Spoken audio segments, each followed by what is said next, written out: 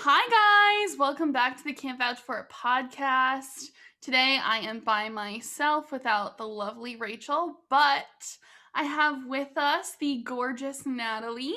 So Hello. excited to have her on the podcast today. And we are going to be talking a little bit about food, not my favorite topic, but it's a good one. A little bit about fitness and a little bit about, surviving on your own and figuring out the things that unfortunately we all have to figure out when we live alone for the first time. Totally. Super relevant topic. So, yeah. Super relevant topic. I know. I feel like we're all in that point of quarantine where like the wine was fun, like the bad things at Trader Joe's were fun. And Exactly. now it's like, ooh, it's getting like bad. Like the So we last 8 should months are fix it. catching up. Mm-hmm. Exactly. And now Mhm. we're all like, ooh, I might see people for Christmas. Like, Right. Time to like reel it in a little bit. just a little bit, maybe, yeah. So before we jump into all that fun stuff, I thought it would be a good idea to let everybody know kind of how we know each other. Oh, yeah. And I feel like we've known each other for like a really long time too. Like that feels like forever ago because I've known you Known each other since, for 10 years. oh my God, stop. Is it really 10 years? I'm 21 and I met you when I was 11. Oh my Yeah. God. No, dude, sixth grade was Yeah, because 10 sixth years grade. ago. Mhm. Stop. Oh That's my weird to think God. about. That's crazy. Oh my God. Whoa. Yeah, That was a 10 decade years. ago. 10 years. Well, we were super close to middle school, and then Yep. I left for high school, and I kind of like dropped off the face of the earth, to be honest. But then it's just kind of been like here we are again, 10 years later. The universe has 10 brought years us back later. together. I know. So crazy. Oh Wow. my gosh. But I have to say, I feel like we're both the same. Yeah. Like when I talked to you for the first time, it felt like no time had gone by at all. Seriously. I know. And It's just probably a saying all reflection of the like both our names. personalities too. But yeah, no, hearing about all the names from our school and talking about people that I haven't heard of Oh or my God. seen or anything in so long, it's just I know. necessary walk down memory lane. Traumatic, but needed. But I feel like there's been enough time. Like thinking about middle school in high school, I was like, oh no. Thinking about high school at the beginning of college, I'm like, no. But now enough time has passed where I can be like, Wolf Camp, crazy time, you know? Crazy, crazy time. It's just like bringing all this subconscious memory to the forefront of my mind. Like, whoa, didn't even know I Did had we that back bunk there. together at Wolf Camp? Did that happen? Did we? I like I feel I like barely maybe. remember that. I have like a few disposable pictures on my computer still Same. from that day, but I've blocked out most of 8th grade from my Oh my memory. God, same. So, Oh my God, mhm. same. It was so bad. It was so bad. Just It was quite a really bad. time. Glad to move on and upwards from there. Yes, very true. So you're at Berkeley now. So you're Yes. still in California. Still in California. I moved back up to Berkeley. I was living at home in SoCal from like March when quarantine started. I went home and then I was there until the beginning of this month. And then now I moved into my house. I've been in Berkeley. It's weird, obviously, with everything still being online. There's still people walking out and about. Alameda County, where Berkeley is located, it's been opening up a little bit more because the cases have gone down, which is good. But everyone here is super respectful. Everyone's been really careful, and I feel safe. SoCal, different story. It's I still, was gonna say, was it really yeah, scary? not super scary because I Well, because mean, Westlake is also kind of different. Westlake's a little bit different. It's not directly in LA County, but basically we live on the border. So everything that LA County has had happen to it, it's just like it's right there. And I Yeah. think they're still in pretty bad shape, but it's honestly like that's why I'm also thankful to be up here because it's just like getting away from there. But also, as far as I know, things are getting a little bit better, which is good. But That's good. who knows Yeah, with winter coming up? oh, I know. My grandmother lives in Westlake, and so I'm just Oh, like, yeah. oh my God. Well, I feel like shockingly, like the only people that are left, because my mom lives out here with me. Oh, I didn't know And that. Oh, yeah, cool. yeah, yeah, yeah. And so, thank God, honestly, like I don't think I could handle that whole situation. Bless her heart. And so, um, I think like the only people that are left in California for me are in Westlake. So it's funny. Totally. Totally. Yeah. Now, like, everyone's starting to move away anyway, and it's like, yeah, I still have like my dad there, but like, is that it? Whoa. I Everyone is know, that just, is weird. And you know what I was yeah. thinking about your dad is your dad and I used to have the same tennis pro. Like back in the day, we used to go to the same tennis coach, Peter. Wait, Throwback. really? Yeah, I I used didn't to go know to Peter that. for like a minute. But we played at the same club for like a long time. Oh, yeah. I remember my dad did dabble in tennis a little bit back in the day. Yeah. Yeah. Uh-huh. No, and I think he had like the lesson after me too. It was very cute. I was like, Gotcha. "Hey, what's up?" Like it was I very cute. know your daughter. And very important to the podcast and to me, Natalie's dad owns Wood Ranch, which is, the greatest restaurant of all time. If ever Thank you. go to Southern California, I cannot stress enough that you get Wood Ranch. It is a childhood staple. I think I've looked up if they ship nationwide. Probably 100 times. The answer is no. But I think I've looked it up. Oh Just my waiting for gosh. that to change. Just please, can I order some rolls and some barbecue sauce? Like, Honestly, if I could order some rolls right now, I would be so happy. Shoot. I'll insert a picture because they're so good. You can tell by the photo how good they are. They're so good. And Get the speaking Natalie of, salad too. Of oh, the Natalie salad. Yes, yes, yes, yes. course. And the Lawrence Of mac and cheese. It's course. it's everything's good. And speaking of the rolls, we had a little Flower, my puppy, was compared to a Wood Ranch roll when she was a wee little roll herself. And Wood Ranch shared the photo, much to my boyfriend Jeffrey's absolute elatedness. I think he died a little bit. I think that was a great moment in his life. So just a The claim round to of fame. applause for Wood Ranch. For sure. The ultimate claim And to fame. the ultimate claim to fame. I mean, every single event in middle school, it was like, will there be Wood Ranch there? Yes. And everyone was very happy about it. It's all I was known for. And, That's not bigger bad true. things. That's not true. But it was like, oh, Natalie's gonna be there. Will there also be Will Wood there be Ranch? Like Wood Ranch? Mhm. there was a follow up for sure, for sure. There was a follow-up. Yeah. And so speaking of restaurants in LA, I feel like this is a score that I personally have to settle right off the bat. Is how much people eat out in LA, but in a healthy way. It's not like the same as like here in St. Louis. Like there's no healthy eating out. Whereas, in LA, you can a lot. Yeah. I mean, when you told me that there were not only like no healthy restaurants, but just like a lack of restaurants total. I mean, coming from LA, you totally understand, but it's like eating out is such a social thing. It's part of the culture. Like, it's so normal to just ask your friends, hey, do you want to go get lunch somewhere? And there are a million and one Oh healthy my god. options for like salad places like Health Nut in Calabasas, a staple. Or, Just in the radius from our high school, oh yeah, there's like 200 places. no, Like where I seriously. went to high school. Because there's the Commons, then there's like the shopping center that has like islands, and now Blueprint is not Blueprint, Blue Jam is right Mhm. there too. Like there's so many very healthy places, like the same level of healthy as like you cooking at home around. Totally. I mean, there's like obviously there are healthy options and like not healthy options, but it's like there are Right. the point is that there are so many. And it's just, even when I came here, Berkeley has a decent amount of restaurants, but people don't really eat out as much as I think in LA. And even my friends who go to school in LA, they'll go out to eat all the time.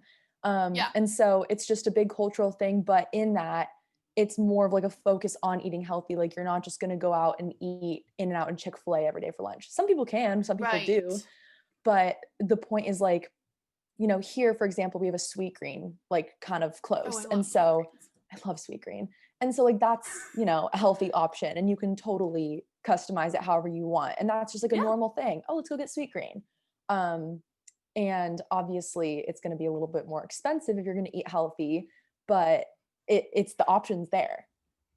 Yeah, and I think from like for me, I eat Chick-fil-A all the time because the grilled chicken is the healthiest thing you can eat I love around. Chick-fil-A. Oh my Chick-fil-A gosh. grilled chicken is like my life. Like I literally take it home and I meal prep with it because it's so good and so easy. Yeah, and I mean, it's just kind of like you can do so much with it too. Um, and like I don't eat red meat or like I try to stay away from red meat, so That's I eat same. chicken all the time. Like it is Oh yeah. it's such a staple. So I Oh my totally god. get it. Mhm. And so we've been talking about food for a little bit. So tell me a little bit about how you got interested in fitness and nutrition kind of to the level that you are now. Yeah. So growing up, my dad, as you know him, he has always been super into working out, eating super healthy. He went to the gym 6 in the morning, 5 days a week when I was, growing up, and he still does like to this day pretty much. And so I always had really good influences in my life. Him, my mom's pretty healthy too. So I kind of had an idea of, oh, what it means to eat healthy, what it means to live a healthy lifestyle, work out, whatever. Um, and I didn't necessarily like get as interested in it as I am now until I was in college and I had to do stuff on my own. Freshman year was a little rough, just kind of like getting used to everything. Living in a dorm, obviously, you're not really cooking for yourself, you're eating at the dining hall. But I had like Which an we'll get okay into. time. We will totally get into that. That's a whole nother can of worms. But then it wasn't until the middle of my sophomore year that I actually got really into yoga. And I started going to Core Power a lot, started doing that. And I actually got my yoga teacher certification through Core Power. And that was so fun. I got super into fitness in a different way there because my dad was super into weightlifting and he would go on these long runs all the time. And I thought that that was like what fitness was. But then I learned that doing yoga and moving your body in a different way is also super good for you.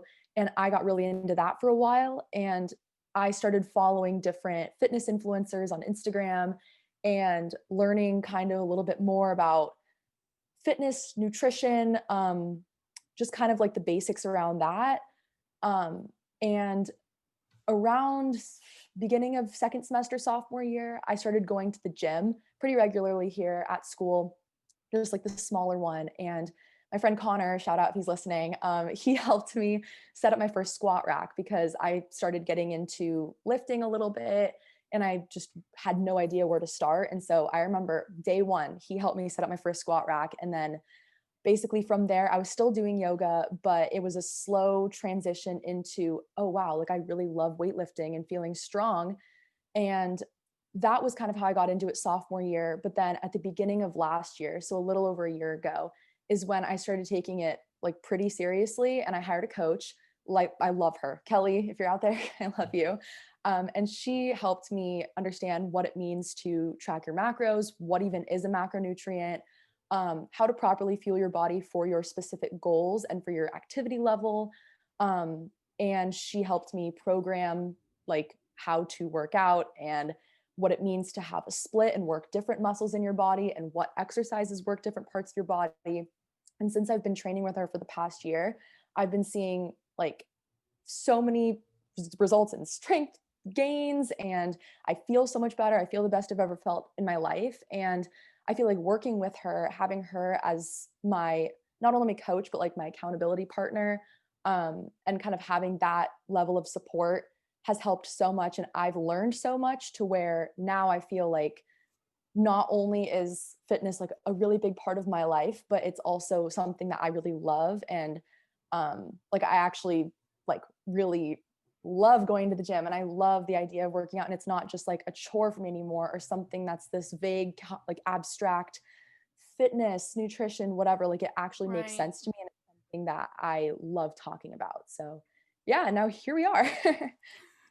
That's so awesome. I mean, I feel like I've had in a way similar but in a way totally opposite kind of interaction with food. So for me, I all throughout, since I was 5 till when you knew me, I was a very serious tennis player. I played somewhere between, I would say, 4 and 5 hours a day, 3 to 5 days a week. Like, I was a very intense tennis player. And so because of that, and I was like one of the only girls, so I kind of had like a guy athlete relationship with food.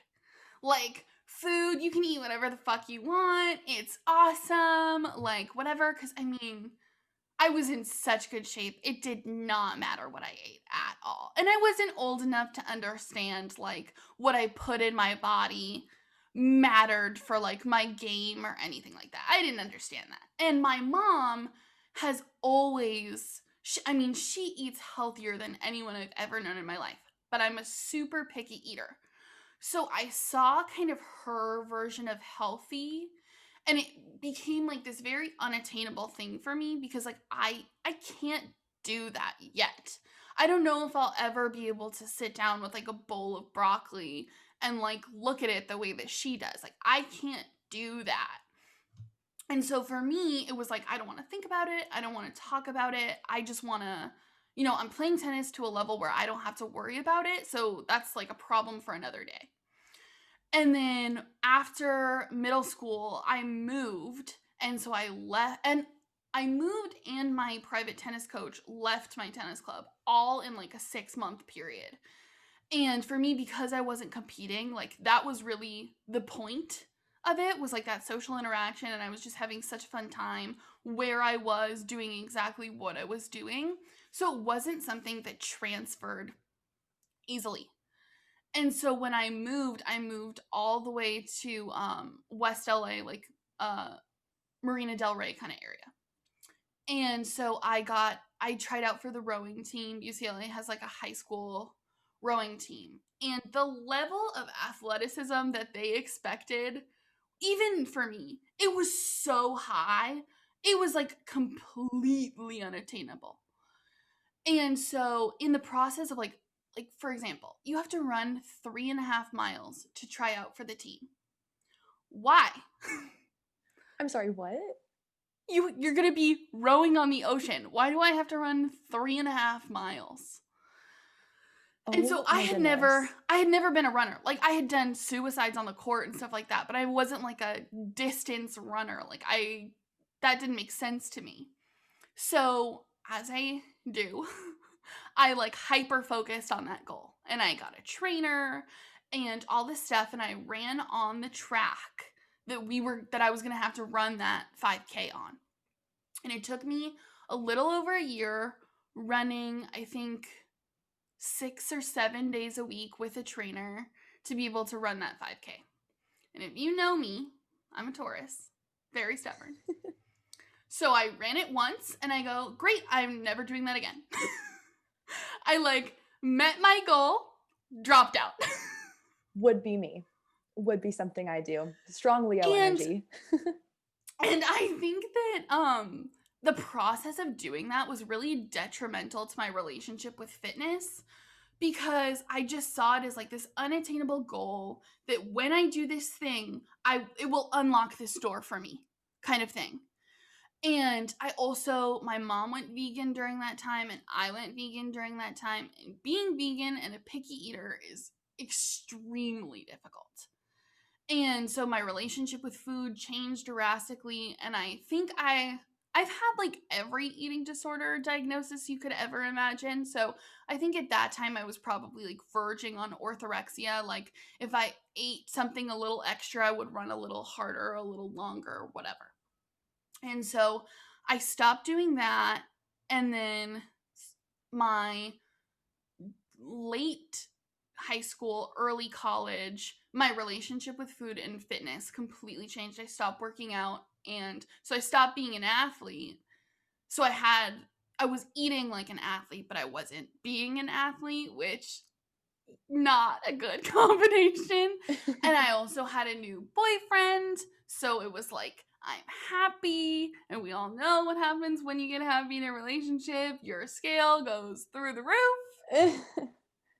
And so it was like a lot of things changed for me. And so when I got to college and the floodgates of, your mom's not there watching you, seeing what you're putting in, what you're eating, the floodgates kind of opened for me. And I think a lot of people do that with alcohol, and I did that with food. It was like, and we can talk a little bit about dining halls and stuff like that. And so for me, it was like every single day I would come into Cherry Tree, which is like the coffee cafe place, and there was a new donut, a new cupcake, a new scone, a new whatever. And it was like, well, I want to try that. Like, there's nothing wrong with me trying that, right?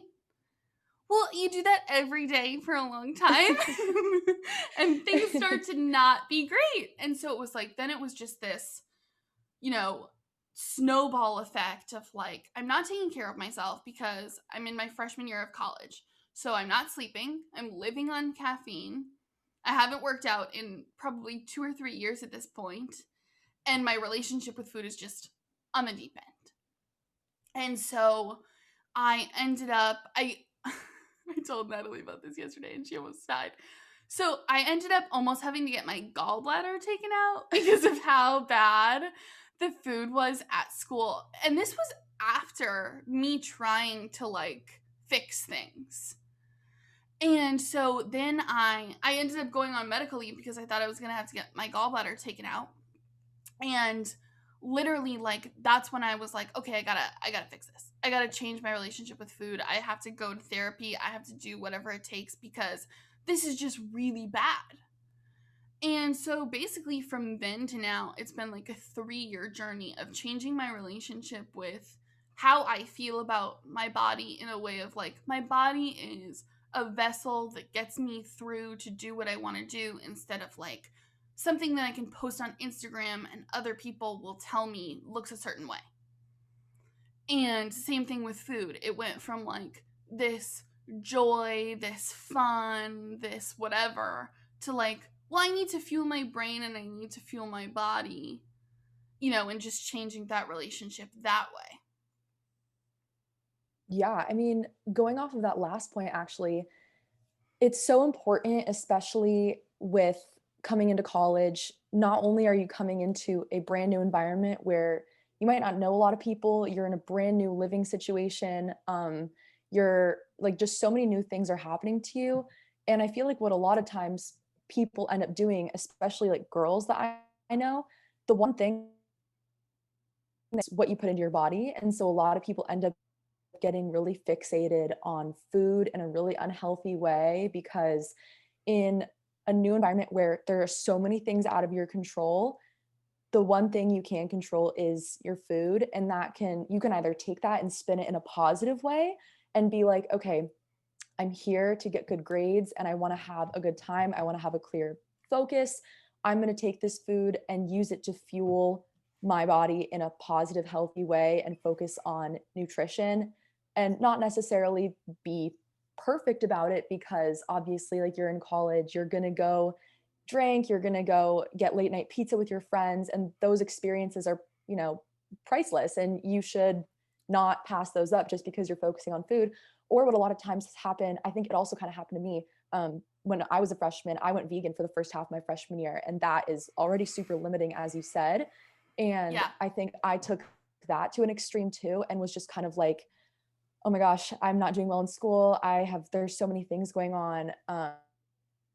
I need to just like I need to make sure that everything that I'm eating is perfect, because it's the only thing that I can make perfect.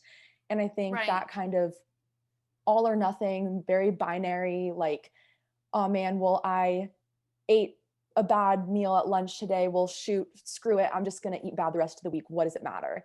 Oh And yeah, then I for think sure.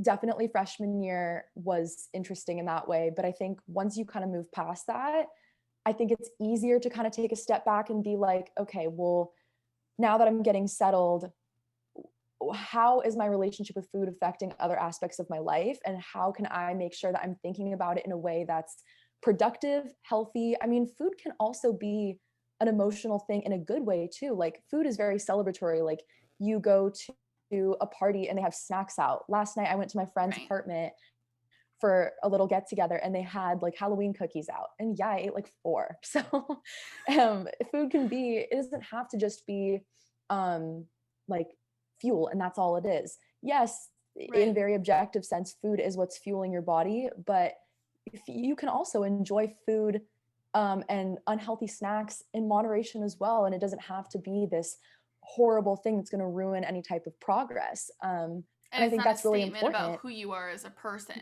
Not at all. Oh my gosh. Yeah. Food and what you eat and your identity are two completely separate things. And the second that you start conflating the two is the second that it starts to take a really negative turn. Um, for me, at least. And I've seen it in other For me too. people. And it's just, I mean, it's not an overnight thing. Like if you are hearing this and it Oh God, sounds no. like you, obviously it's not an easy just flip the switch mindset change overnight to all of a sudden this really healthy relationship with food. I feel like I still have a long way to go too. But over time, the more you learn and the more you educate yourself about actual facts about food and how to properly fuel your body, the more able you probably will be when faced with a situation where you want to eat a cookie at a party, eat the cookie. It's not going to ruin your life.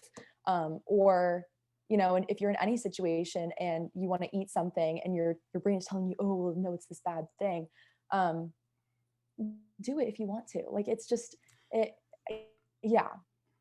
And I don't think that, like, I think a lot of us, myself, myself included, I think a lot of us, when we, like the other night, one of my best friends, Jen, she was on the podcast.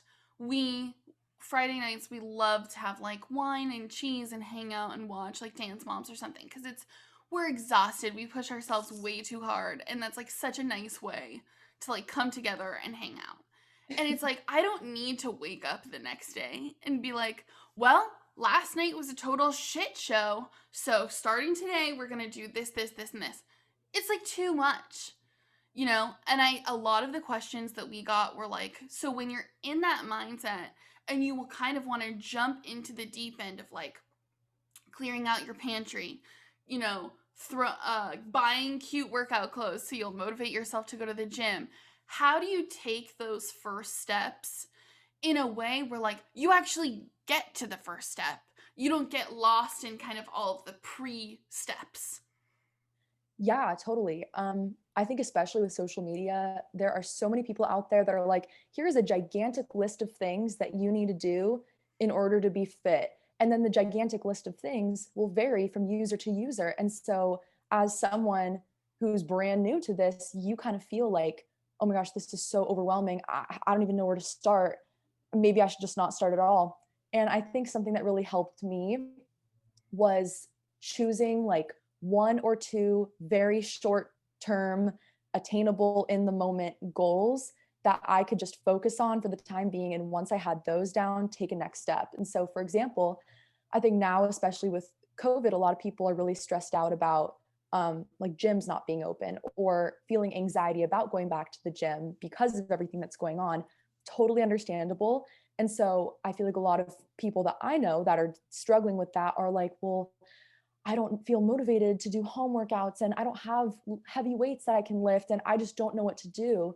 And I think something that I focused on, especially when gyms were closed, was getting 10,000 steps in every single day. And if you don't have a step tracker, 10,000 steps is equal to like 5-ish miles. And so if you don't have to do it all at once, but during quarantine, I made sure to go out and get at least an hour walk in a day. And if it's more, cool. If it's less, cool. But I just made sure I was moving my body in some capacity. And I think that very like attainable goal, 10,000 steps, quantifiable, that really helped me too. And it gave me a little bit of solace in that I knew I was moving my body. Um, but I didn't have this focus of like, oh my gosh, I'm going to lose all this muscle. What's going on? So I think that's a really good idea as a first step, just making sure you're getting a good amount of steps in.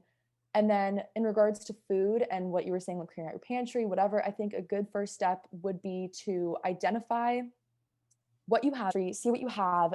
Don't necessarily throw everything away, but find a way to either like ration it out so you're not eating a bunch of it every single day. And then once you go through it, don't buy it again and focus on things that are, I mean, we can get into this a little bit more with meal prep, but focus on things that are, can last you a long time. Like I buy oats and I eat oatmeal a lot.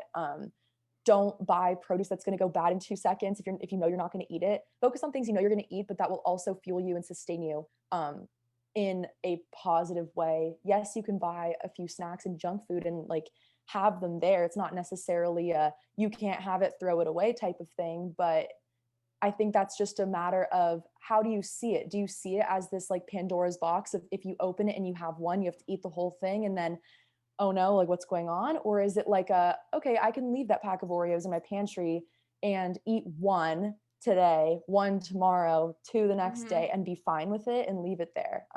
Thinking of food as more of like an objective thing on a spectrum of more nutritious, less nutritious, not so much good for you, bad for you type of thing. And I think also, I remember, I don't know if it was a therapist that said this to me or a podcast that I was listening to or something, but somebody said to me, if you're the kind of person, and this is very like an eating disorder mindset, so I don't know if everyone will relate to this, but like, let's go with vegan alternatives, okay? You can't have something because it's not vegan. So then you get the junk food vegan alternative. Then that didn't quite, quench the craving. So then you eat another junk food vegan item. And then 4 junk food vegan items later, you're finally satisfied. You should have just had the Oreo. Yeah, no, totally. It's so common now, especially like I mean, I hear people talk about it all the time on social media. It's like, oh, Oh, I thought she was eat vegan and she ate yeah, that I one thought she was thing. vegan and she ate that one thing. As a former vegan, as to are you Same. still vegan? No, no, no, no, no, Oh no, no, no, no. no, no. Yeah, yeah, yeah. So Chick-fil-A as grilled to chicken every day. oh, totally, yeah, yeah, yeah. So as two former vegans, I mean, obviously Bianca's 2 shared a little bit LA about former her vegans. right.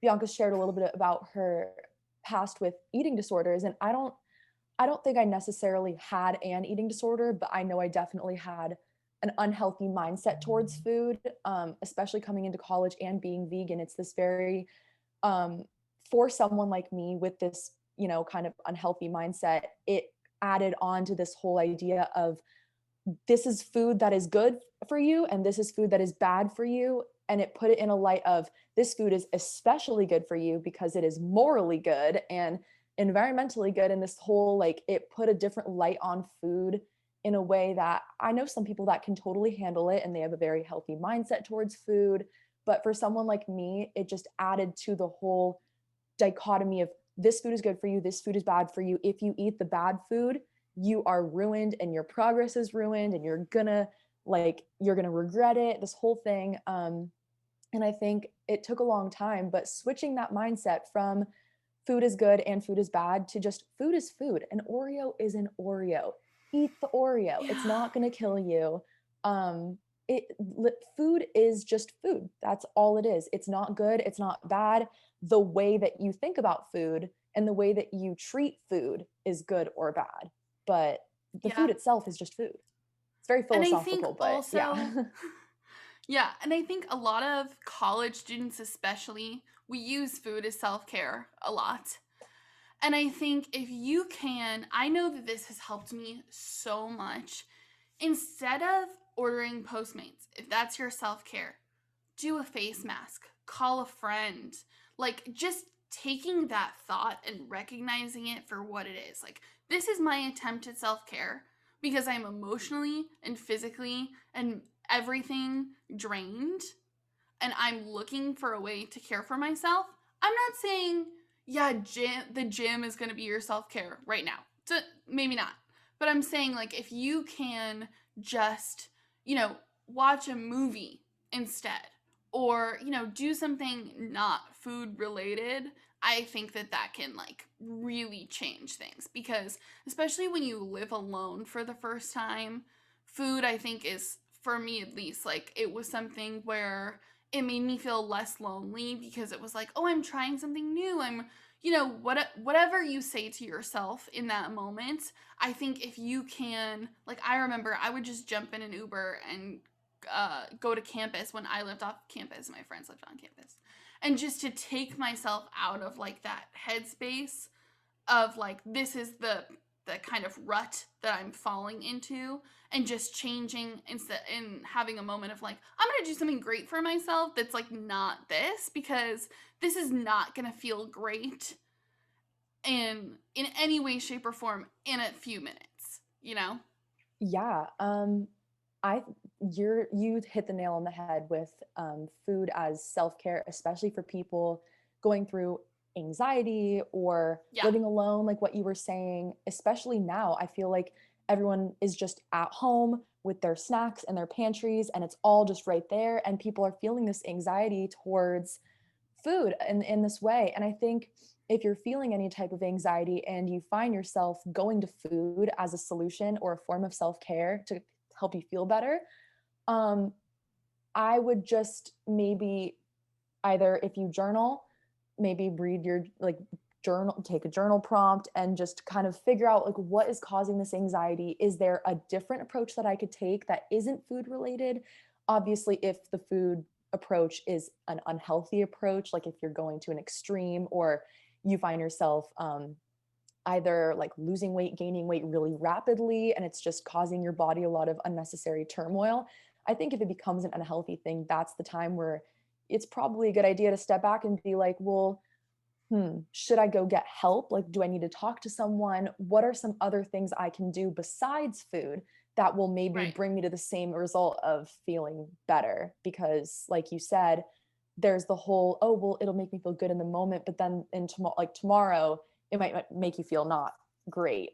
And you could have right. easily done something else instead.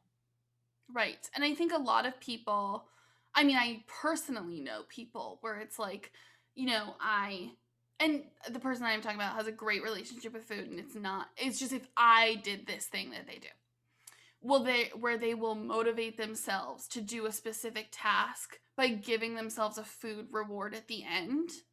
Oh, I would not be able to do Yeah, that. exactly. And some people, not a big deal. For whatever reason, that would not be a healthy thing for me. And so, in a lot of ways, and I say this every podcast, but like getting a dog was like a really great thing for me because I get outside with her. She has to go on 2 walks a day, and so I have to go on 2 walks a day. Take my dog on a longer walk or take her to someplace she's never been before and do a walk there. Something where it's like I'm pausing, I'm stepping outside the moment that I'm in, and I'm doing something quote unquote better than just sitting at my desk, opening that bag of whatever, and, having my self care moment like that. Yeah, and I mean, this is obviously probably given, but therapy has been so good for me. I mean, in more ways than one. I've been going to therapy for 15 years. I'm one of my majors is psychology. I'm a huge proponent of therapy. There are so many affordable options out there. I know BetterHelp is great. There's so many teletherapists now if you don't feel comfortable going into an office. But I mean, obviously, yes, there are so many healthy things that you can do. Like Bianca just said, go on a walk, call a friend, watch a new show. Like there are so many options. But if you really do feel like you need to talk to someone professional and Oh, get for sure. professional help, 1000%, I fully think that that is a great idea. And I, as a regular therapy goer, I think that that is where you can learn a lot of coping mechanisms for yourself and know like what works for you and how to switch your mindset in a way that someone on social media posting a list of things that you could Oh my do God, for sure. might not know that needs to work for you personally. So Oh, for yeah. sure. And I'm saying this on the back of 5+ years of therapy, of, Yeah, understanding why I do the things I do, how they make me feel in the moment before and after. I think that totally. I think that honestly, if you haven't been to therapy and you're over the age of 20, try it. I mean, just go. I feel like there's something you can talk about. Just go. And I feel like kind of going back to like the dining hall situation. I think for a lot of people, their relationship with food shifts when they move into a dorm for the first time, and you're kind of like, okay, well, I have meal points. I don't necessarily have money. So, how do I approach going into a dining hall? And especially, like, we talked a little bit about this, but like Berkeley is very different than WashU. In fact, I'm going to text you some of the fun nutritional information that I found. Oh God. And so just kind of navigating like um what you can do in a dining hall kind of scenario where there might not be Oh any good gosh. choices. Let's all watch Natalie's face as she reads the crimes of fat. Oh my gosh. I I know. mean, this is like, Really bad. oh my gosh. But like look at the item also. Like it's not bad. Like I'll read a little bit. So we have Yeah. Baja fish tacos, okay? 28.7 grams of fat for 2 tacos, which, oh, I wish it said the grams total. They're small. They're like about this big tacos. Okay. So 2 of those is 28.7 grams of fat. Then we have, and this is my favorite comparison. So you think good choice, fish tacos. Or you could have, this is the same day, a Philly cheesesteak sandwich with provolone for less fat. It's only 23.4 grams of fat, and it's even less saturated fat. Oof. Oof. It is just wow. But I mean, the problem Yeah. though is that like this is not something that's like unique to WashU. This is Mm-mm. probably so prevalent at No. every school. Yeah, for sure. We're So ranked number 1 for food. it's just yeah, no, going into the dining hall, it's overwhelming because A, there's so many options. I don't know how your Yeah. dining hall is situated, but at least for the ones that I've been to in Berkeley, it's like there are so many different departments and options and foods and things, and it's gigantic, and it's so Yeah. easy to get lost in all the different options. And especially for someone who is used to probably eating with their families on a regular basis and getting their meals Right. cooked for them and not really having to think too hard about what they're putting into their bodies. Athletes, for example, like you were saying before, when you're so used to working out so many hours a day, so many days a week, you're not focused on what you're putting into your body until all of a sudden, boom, you're a freshman in college, you're in the dining hall, you're responsible for your own meals. And if you want to Right. eat 3 days, 3 meals a day, that's on you. Like it's not, no one's Right. telling you to. And if you miss the window of lunch, sorry, you don't get to eat lunch. I mean, Yeah. I went through it for a year. I think something that really helped me, and I know I'm coming from definitely a place of privilege when I say this, but was like stocking up on food that I could keep in my dorm. We had a mini fridge that came with the dorm. And so I would keep, like little Greek yogurts and berries and different like pieces of fruit, or like deli turkey if I didn't want to go to the dining hall and make a sandwich, and different healthy snacks, nuts, um, dried fruit, protein bars, like just different things that you can keep in your dorm. Also, obviously, if you literally don't have money to spend on food, that's a completely different story, and that's the story of a lot of people that I know. Um, Yep. but I think definitely making sure, like if you go to the dining hall and you're looking to eat reasonably healthy, try to go for items that don't have a lot of ingredients in them or are just like the food. Like if there is, for example, I don't know, like a rice pot, get some rice. If there's vegetables, get whatever vegetables there. It doesn't really matter how it's cooked, just get a vegetable. And then if there's, for example, you sent me the information for some kind of like, was it a chicken breast? Yeah, like the grilled Yeah. Peruvian chicken breast, and just get that because all it is just chicken breast and spices and marinade probably. Yeah. And if you go for stuff, but then for example, there's like something like you don't really know what's going to be in the like the Malaysian coconut curry tofu. Like you don't really know what's in. Yeah, you can look at here and see what's in it, but if you want to stick with more clean options, it's better to go for whole foods that you know what's in it and you can pretty much estimate how much fat carbs, protein is going to be in it because it's just a standard food item, as opposed to something that they're just whipping up, and they could be putting a lot of extra sodium, oil, and things that could be hidden in there that you don't know. And oil is a big thing on college campuses too. And Good, cool. so what I ended up doing, and honestly, I think that this is like pretty much the cheapest thing you can do when you're living in a dorm, is I ended up splitting an Instacart membership with I think like 3 people, because it's like $100 a year, and you can Oh, share an yeah. account, and then every time you place an order, you just switch the phone number in the card.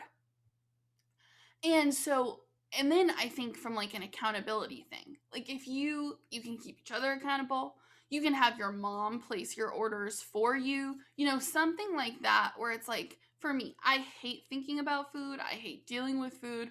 So if you can have somebody else place that order for you, or whatever works for you, I think that, and obviously like shop Instacart like inflates prices and stuff like that, so it's kind of a nightmare. But I'm saying if you're trapped on a college campus without a car, the dining hall is a really bad situation. I think that's like the best thing you can do. And then, do you want to talk a little bit about like when you kind of move through that rite of passage and you're living on your own in your first apartment, how to kind of manage with food waste and all that kind of Totally. unfortunate stuff? Yeah. So last year I lived in an apartment with 4 other girls. And then this year I'm living in a house with 14 girls. So I I've been can't believe through, it.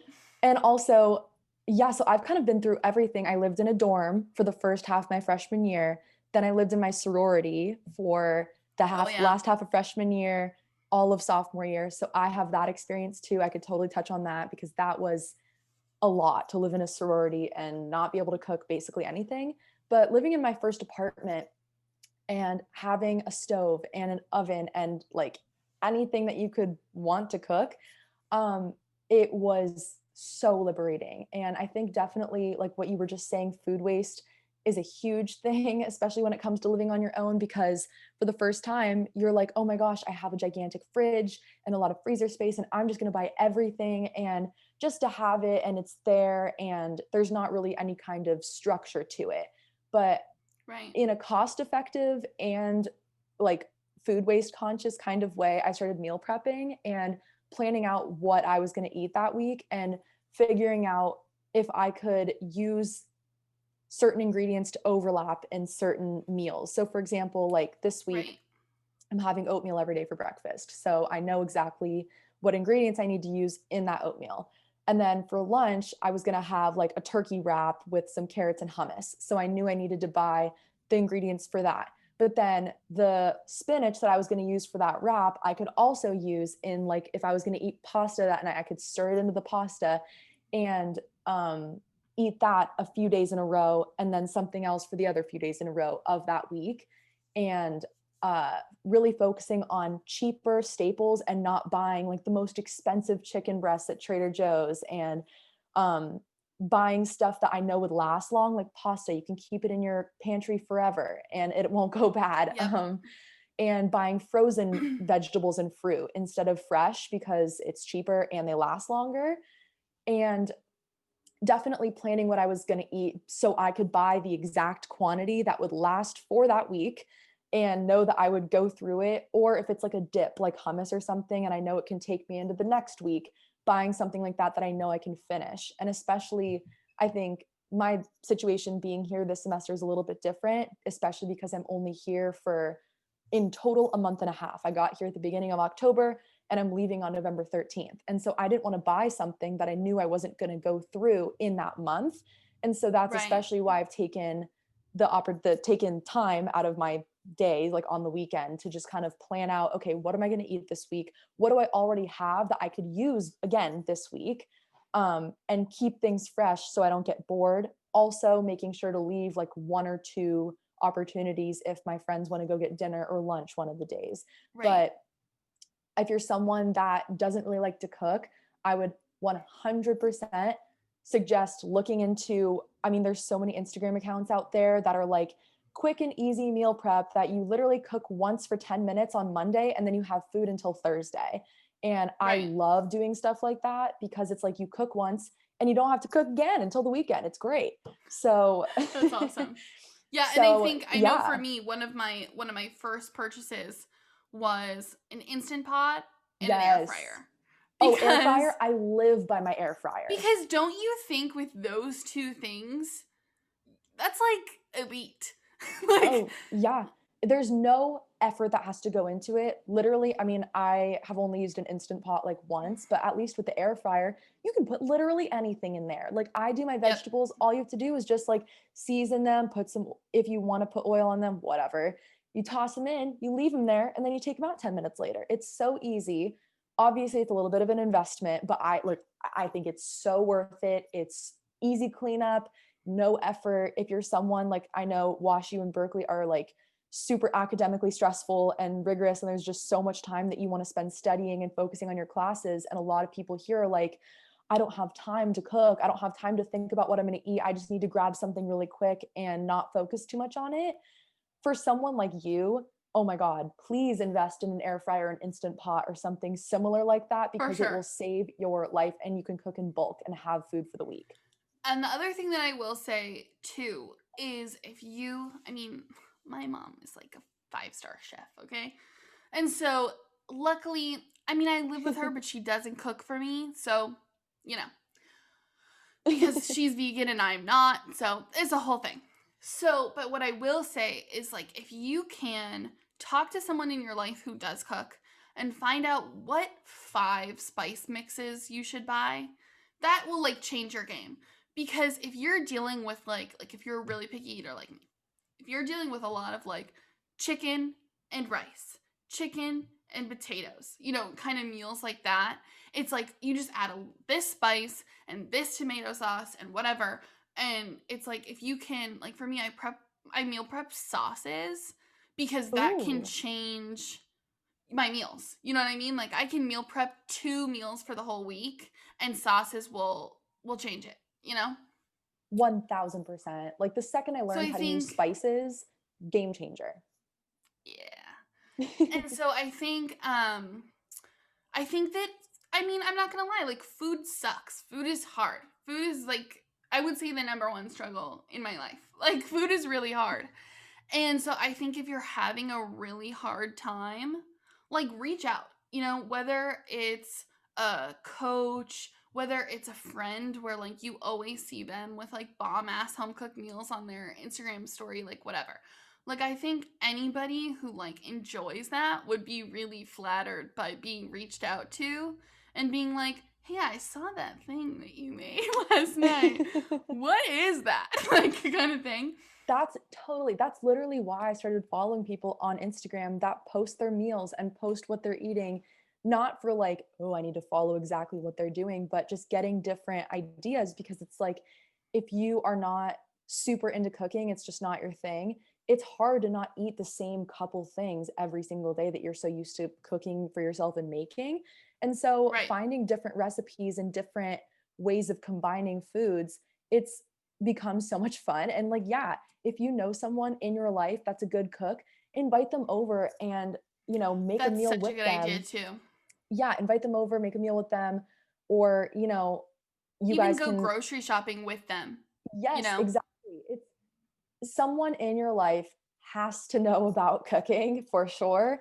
If it's not a first degree someone that you know, someone, a friend of a friend, whatever, or, I follow so many people on Instagram and I save their recipes into like a breakfast ideas, lunch, dinner ideas, snack ideas. And Yeah, I'll always be like, what do I want to eat this week? Let me look in this folder and see if I can find anything I like. And my favorite all-time account for stuff like that is at Gathered Nutrition. She has so many really easy recipes. This past week, I made this, I think it took me all of 10 minutes, this orange cashew chicken.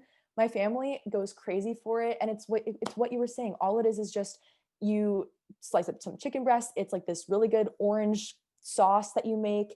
And then you put it over some rice and broccoli. And it's just, chicken, rice, broccoli instantly becomes this great meal. And it only took you 10 minutes to make.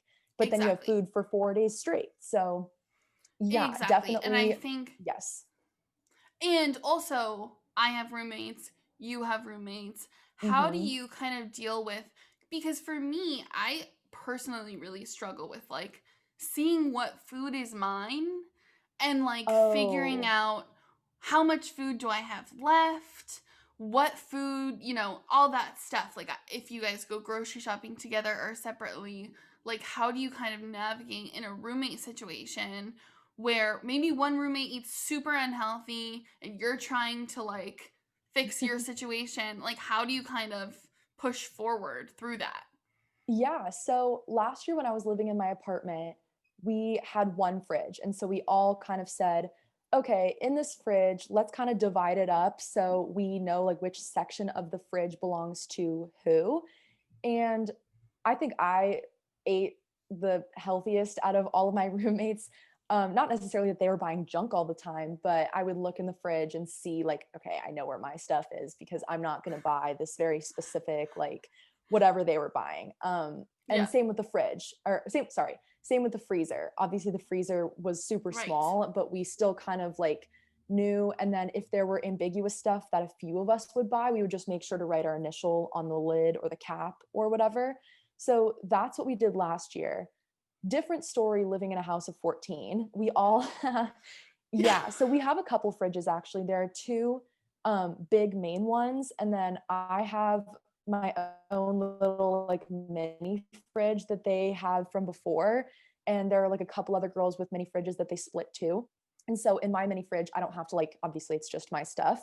But for the girls who have to share the big fridges, everyone bought like a little bin from Target and wrote their name on the bin and just put all their Oh, stuff that's in the such a bin. smart idea. Yeah, no, I would have never That's a thought really about good it idea. either. So that's a good way to keep all your stuff in one place. You know where it is. You don't have to fish through the drawers and be like, whose apple is mine and which avocado is hers, like Right. whatever. So that's what they do. And it works out really well for them. And everyone just keeps it pretty organized, neat, clean. In the Yeah. sorority, it was different. You just write your name on it, hope someone doesn't take it. Yeah. um, but And what yeah, so I've about kind of been through it all. kind of struggle, like I know people kind of struggle with like, well, my roommate weighs X amount less than me and she can eat whatever she wants, and seeing her food can kind of be, hard, or seeing her order pizza 3 nights a week or whatever. How do you kind of navigate through that, and without maybe talking to her? How do you kind of navigate that internally? Yeah. So, oh my gosh, I'm so glad you brought this up because this is something that I dealt with for so many years of my life. I was always kind of on the, I don't want to say like pudgier side, but I was never naturally super skinny. I was never a natural athlete that could just eat I did whatever they not know that. wanted. Maybe this is just something that I like thought about myself. I mean, It's really funny it because I honestly would think the opposite for you. I mean, I did have like a very I was not self-confident at all. I had a lot of anxiety issues, especially like in middle school, high school. And so I think that also shaped a lot of what I thought about myself and how I looked and how I perceived Yeah. myself. And And I living in LA does not help that. no, does not help at all. And I was always friends with girls who I perceived were just naturally super skinny and could eat whatever they Right. wanted. And I just would look at them and be like, how do you eat the way that you do and you don't Right. gain any weight? I don't like it didn't make any sense to me. And as we're getting a little bit older and people's metabolisms are starting to slow down, That is it's a true. It's a little little easier in college. it's a little easier in college, but there's still those people that I'm like, how do you drink like 7 days a week and not get like a beer belly? I don't understand. And I think part of it is biological. So it's where you hold fat in your body and how easily you can put on muscle, how easily you put on weight. That's just like a very standard biological thing. A lot of people that I was friends with, I'm now looking back and realizing, wow, they were really intense athletes as kids. Like my best friend Yeah. in high school played softball and they had to condition so hard all the time. And she played since she was a kid. So obviously she's never going to struggle with her weight if she's training so hard and, Right. she's a kid. So, and then that translates into now, I mean, obviously she's not eating poorly or anything, but having that foundation as a kid of being active, eating relatively well, it's going to help you moving forward. And I never had that. Right. And so I always thought of it as like this oh, it's so not fair. I'm looking at them and they're eating this way, but there's so much that goes into it also. And I think activity level is a huge part of it. Like, are you sitting at your desk all day, or are you moving around a lot? That also, it Yeah. ties into it. And just how tall are you? How short are you? Like your BMR, which is your basal metabolic rate, which means like how many calories are you burning just by doing nothing. It's also going to differ if you're, 6'4" as opposed to 5'4". And so there's just so many Right. factors that go into it. And also, yes, they can look the way that they do, but if they're eating pizza for lunch, Chick-fil-A for dinner, like every single day, and just not really caring what they're putting in their bodies, it's not good for your internal health. And so they could look a certain Yep. way on the outside because they're not eating 5,000 calories. Yeah, they're eating, nutritionally not very dense foods, but let's say they're not eating big quantities of it, their internal health is not going to look as good as someone who's eating healthier foods, but maybe looks a little bit different than the other person. So that's Right. also something that I learned. Like, why would I want to look this way, but then have my arteries clogged? Like, Right. Exactly. or Exactly. It's like yeah. who was the guy that was Oprah's personal trainer? No, no, he was on Biggest Loser. He was one of the coaches on Biggest Loser, and he almost died from a heart attack at like 42. Oh God, what's his Whoa. name? And he's on like heart uh medicine commercials now because like he had two heart attacks, I think, because he was Oh my keto for God. like 17 years. And Oh so my it was like gosh. Ugh. he looked great, but it was like not good on the inside. Yeah, keto diet. And I mean, I've read a lot of stuff about it because it's a very controversial fad diet. And yes, it works for some people. I think it was originally designed for kids with epilepsy, if I'm not mistaken. Yeah, Um, Bob yeah, Harper is the guy, by the way. I just looked it up. oh, okay, exactly. So, but I mean, we can totally get into like a different fad diets and stuff too, but it's like keto Oh is yeah. not a long-term solution. Eating a No, high is I fat think diet it's is not long-term. and I think it's really difficult if you have, I'm not even going to say an eating disorder. I'm going to say the propensity to disordered thoughts around food. Mhm. I don't think, even if you lost 100 pounds on keto or whatever, then you're still going to be at day one with the same eating habits and the same problems as you were before you lost the weight, and maybe even more internal organ damage because you don't know how to eat in a way where you can eat that way from your 20s to your 90s, you Right. know? And it's like, uh, especially with diets like that, people always like to say, you're going to get results super fast. And like, yeah, it's a really extreme way of eating, but you're going to just shed all this weight super fast and you're going to look so amazing. And I think that you're exactly right. Once you lose all the weight, now what?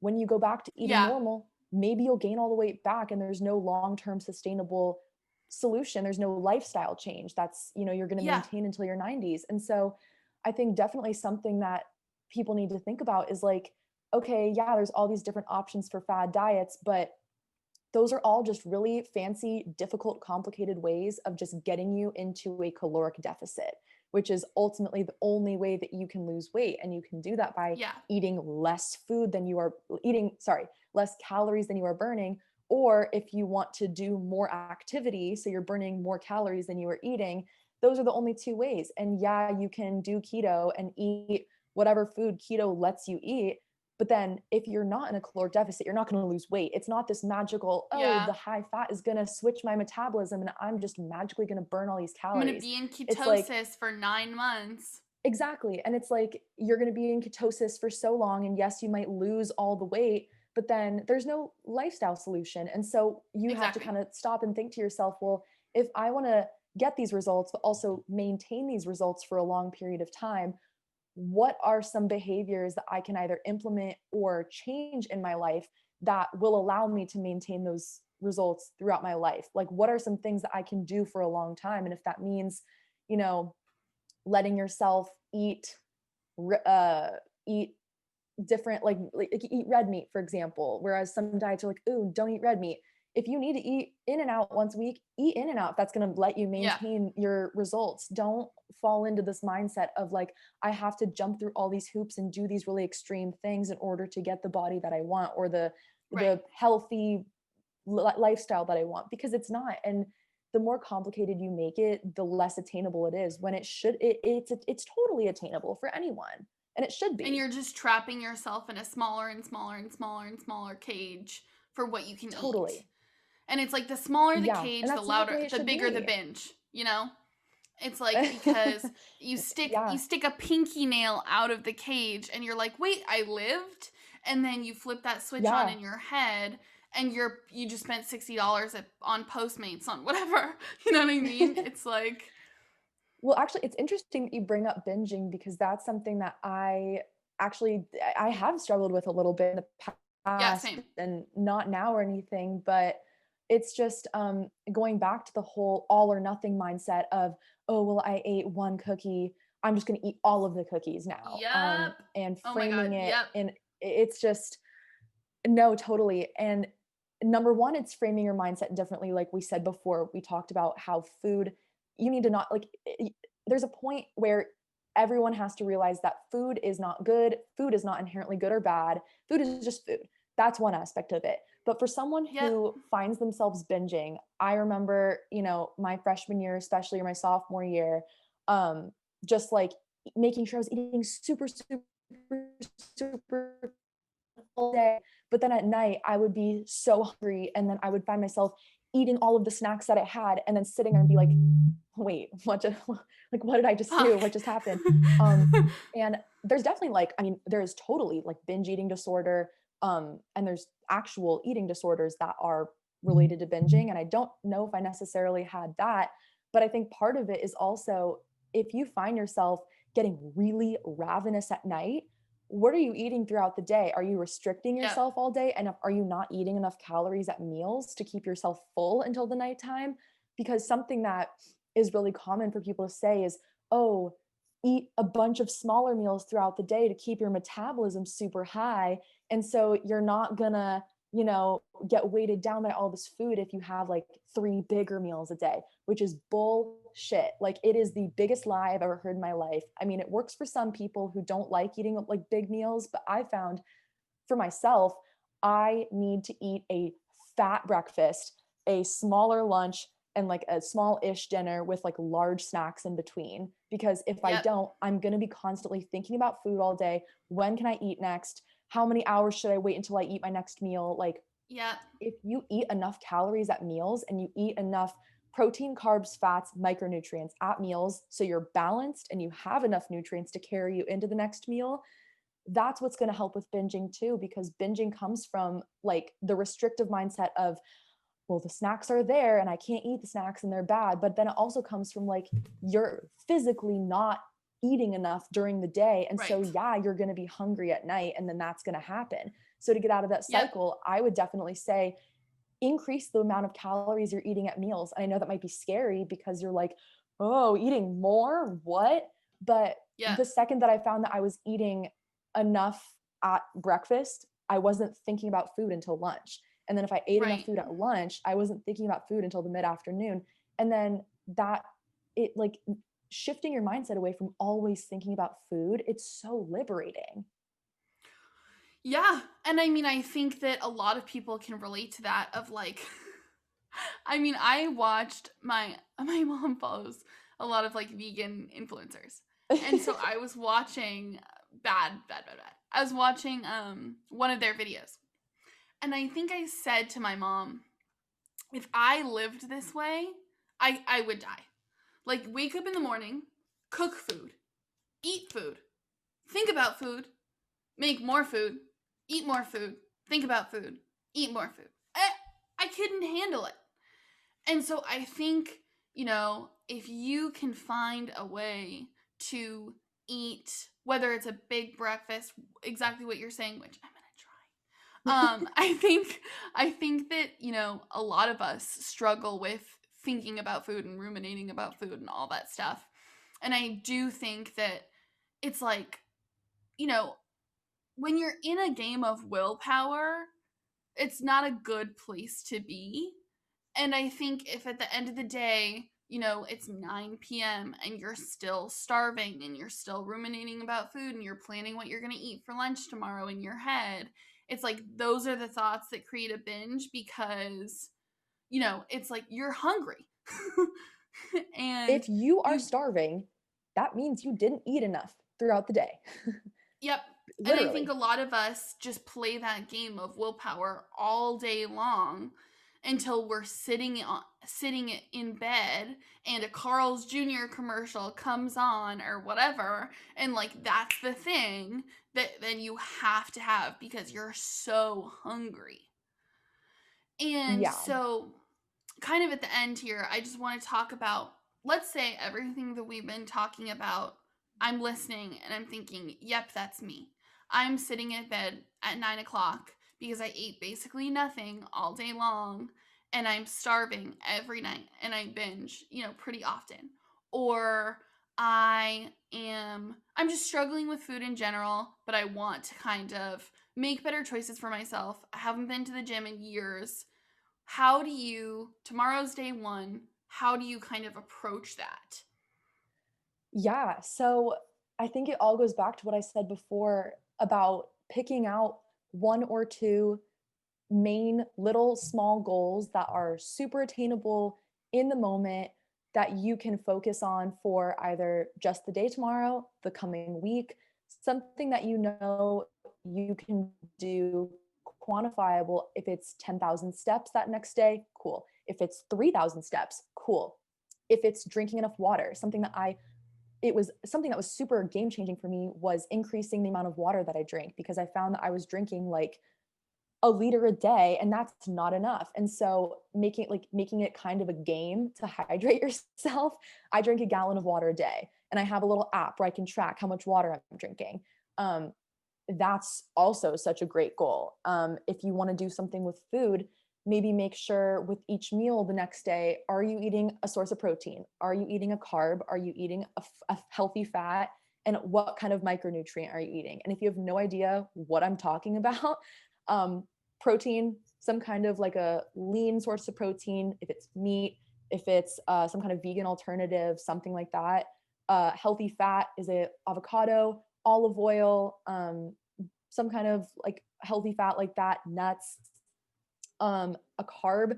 It can be literally anything, a potato, rice, bread, oatmeal, something like that, pasta. And then micronutrients are fruits and vegetables, stuff high in vitamins and minerals. Those are kind of to fill in the nutritional gaps in your diet. And if you have balanced meals like that, it doesn't really matter like you can look for different inspirational ideas, but as long as you have one of each, that's how you know you're going to have a balanced meal. And if you do that maybe for one meal a day, that's a good first step, or Yeah. two or three. And don't hold yourself to this impossible standard at first. Recognize where you are and recognize that it's going to be a long time to get to where you want to be, and nothing's going to happen overnight. But if you can set really short, attainable goals for the day, for the week, I think that's a great first step for sure. Yeah. And honestly, I think that's really refreshing. I think a lot of people, we like to jump into the deep end and try and meal prep for a week and a half the first day. And, we summon up the courage to go to the gym. And like you were saying to me yesterday, you go on Instagram and you look up, get abs in 3 days, all this stuff.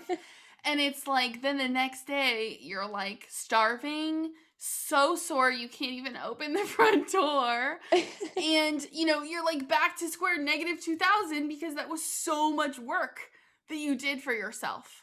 Yeah, no, you just have to you can't hold yourself to this impossible standard like I just said, because otherwise Yeah. you're going to want to give up. It's not going to be motivating. It's going to make you feel bad about where you are, and you shouldn't. And so, yeah, definitely give yourself some grace, especially in the first, month, I love that. 2 months, whatever that you want to do this. I think that's so key to maintaining this lifestyle for a long time. And it's not going to be a linear process. It's not going to be, oh, this week I'm going to meal prep for 7 days a week and then that's it for the rest of my life. And I'm going to be perfect. And if I mess up, I'm going to go back to square one. You can't think Yep. about it like that, because otherwise it's not realistic. Yeah. And I think what you said about, just making sure that you have a balanced meal. I mean, I think a lot of us, where if it's our parents that are really into nutrition, or if we have a friend, it's like like I hear that and I immediately go, well, no, because this, and this. And it's like, if you have that thought process, you have to break out of that, because it's like you're already in a restrictive mindset, even if you're eating poorly, you know? And I think that we have to address within ourselves, how have I gotten to where I've gotten? And how do I just get back to like clean slate? I'm just going to eat a breakfast that is good, in terms of like everything that you just said, that list of things. And then if I'm hungry for lunch, I'll maybe a smaller lunch, maybe a bigger lunch, whatever. I think if you just are thinking about it in a way of, this is what feels right for me right now, this is what feels healthy, I'm eating things that are good for me with few ingredients. I don't think there's anything wrong with that for a month, 2 months, whatever, before you start tracking and thinking and all of that stuff that can be hard for people that have kind of a sordid past with working out and food. And Yeah, so, totally. how long do you think, water intake, steps, balanced meals, how long do you think you should, I mean, I know it's different for everybody, but like focus on that before you start thinking about tracking macros, getting a coach, whatever next step you're contemplating? How long would you just, I would say, do the basics for? Yeah, so I mean, like you just said, it differs for everyone, and it differs for how much money you want to invest Right. into your health. Also, again, I know I'm coming from a total place of privilege when I say this, but I think that it's also, if you have the resources, like if it is not life or death for you to invest in a coach or a trainer or a gym membership, I say like reallocate your financial sources, like your sources of income, and I say go for it. It doesn't have to be for the rest of your life if you really can't afford it, Yeah. but I think something that was so life changing was getting a coach for me, because there's only so much you can learn on your own before it's just this information overload and you're like, well, what's right and what's wrong and what's right for me personally? And I Yeah. think if you want to focus on all of those basics before getting into the next steps per se, I mean, I think definitely doing everything for, if you think about it, for a week first, and then see at the end of Mhm. the week, how do you feel? Do you want to do it for another week? Do you want to do it for a month? Like, what do you Yeah. see for yourself? And then, or if you don't want to do that at all, look into getting a coach now. I mean, my coach, she takes girls at all levels of their fitness journey, from someone who has absolutely no experience, does not even know what a macro is, to people who are pretty far along in their journey and they just want to kind of like perfect their craft a little bit more. And so it Yeah. really depends on what you're willing to do now. Are you willing to make the commitment, the time commitment, and the investment into getting a coach, into getting a trainer, or whatever you need? I think it's really all up to you. And I think you need to just kind of uh, assess where you're at right now and what capacity you have to dedicate to learning more. But if you want to do it on your own, there's so many resources out there. I can give you some links that you can put in the show notes, whatever. But Yeah. I mean, there are some great people out there that are super objective.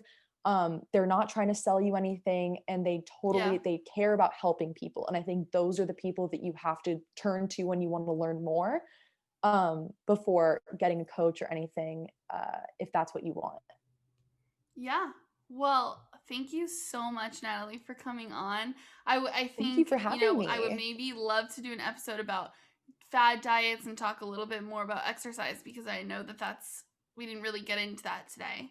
But Yeah, no, I would love that.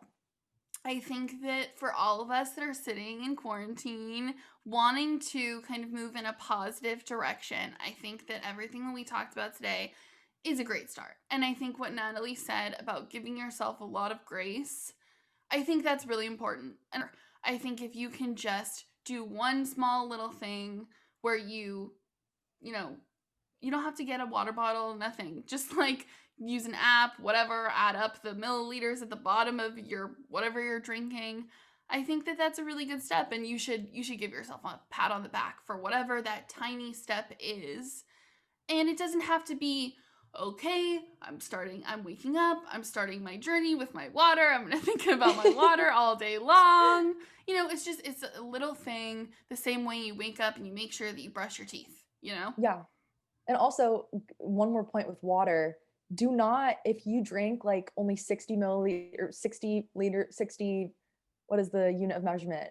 Ounces, 60 ounces of water a day. Like, what's going on here? English.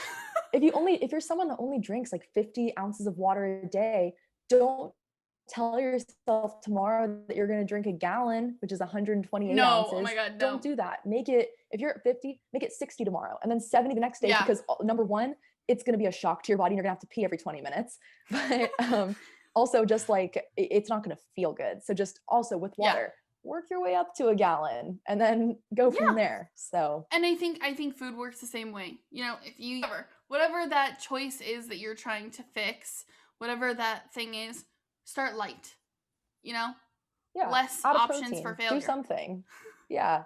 No, Exactly. seriously, And fruit. if you can find one thing to change that one thing and then see that through for a little bit, then add another change. It's your journey. If you want to do more, do more. If you need to do less and take it slower, that's what you need to do. At the end of the day, it's just, what path are you taking to get to the same results? Because all paths are going to look different. It's not going to be the same for Yeah. everyone. That's amazing. Well, thank you so much, Natalie. Everybody give Thank her a you, follow on Bianca. Instagram. And hopefully we'll see her back at the Camp Vouch for podcast very soon.